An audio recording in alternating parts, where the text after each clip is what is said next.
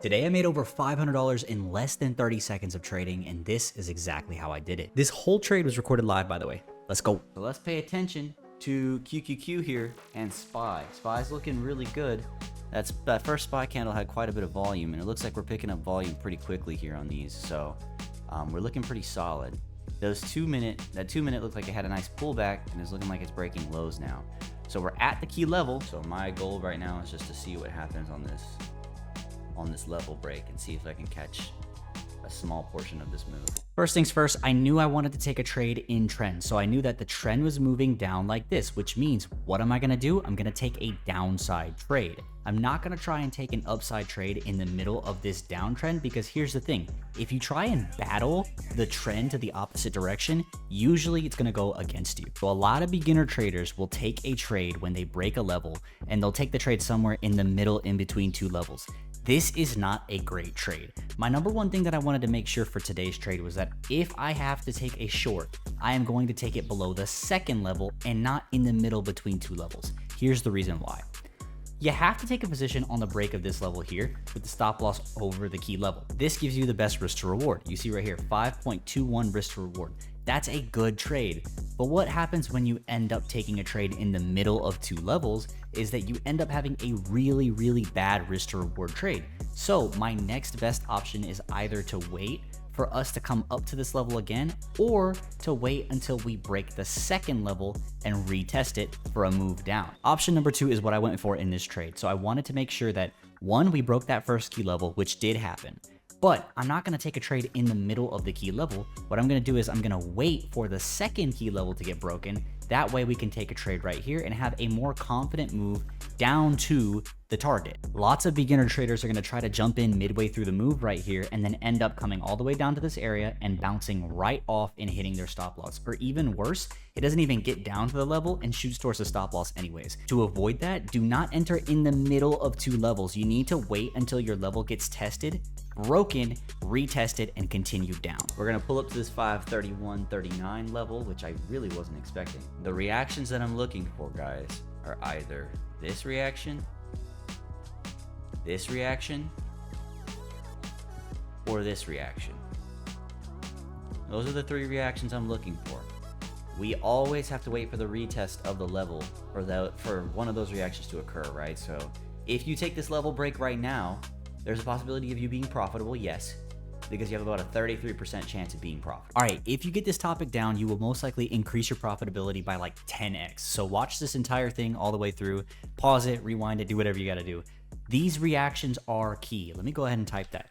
Reactions are key. So there's a few different things that can happen at your level. Yes, you always have the opportunity of just breaking out at your level and continuing down. But more often than not, every time you try and take that breakout of your level, something's gonna happen along the lines of this. How many times has that happened to you? Comment right now. You probably have had that happen to you a bunch of times, where you try to take the breakout and immediately it bounces right off.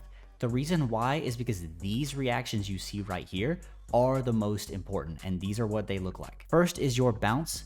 Your second is your breakthrough and retest, and your third is actually your fake breakout. If you wait for your reaction instead of just trying to take the immediate breakout, wait for the reaction and confirm which direction the market wants to go in. Same thing goes for the downside, by the way. You can take a rejection, you can take a break and retest to the upside, or you can take this right here where we fake the breakout and come down.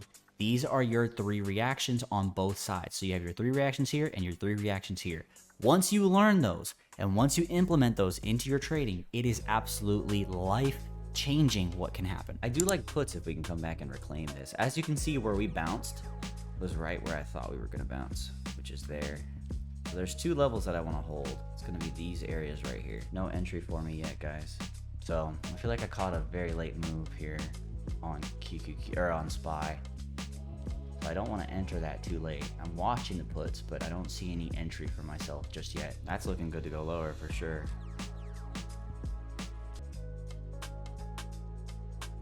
I'm gonna go ahead and go for a quick scalp on this, I think. Let's see if we break this low here. Maybe pull back a little bit. All right, I'm in for a quick scalp. This is gonna be a quick scalp here, guys.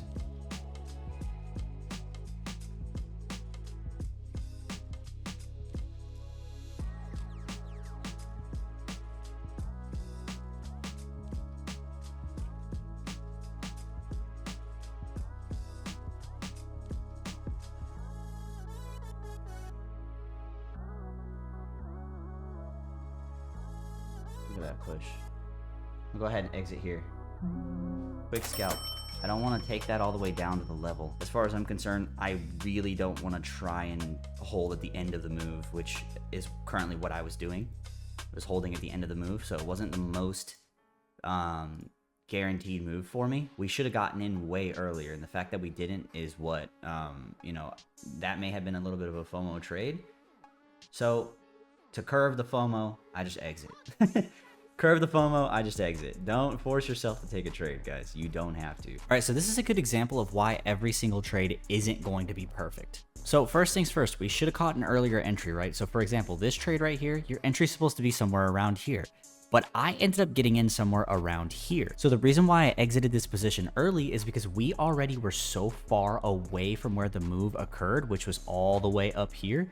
We were so far away from where this move occurred that I didn't know whether or not this was going to be the end of the move or not. We got one really solid push, but as you can see all the way over here, there's areas of resistance literally right down in this point. So is it smarter for me to hold all the way down in this area and watch it reverse all the way back up? Or is it better for us to just take profit down in this 15 to 20% area and let the trade go at that point in time?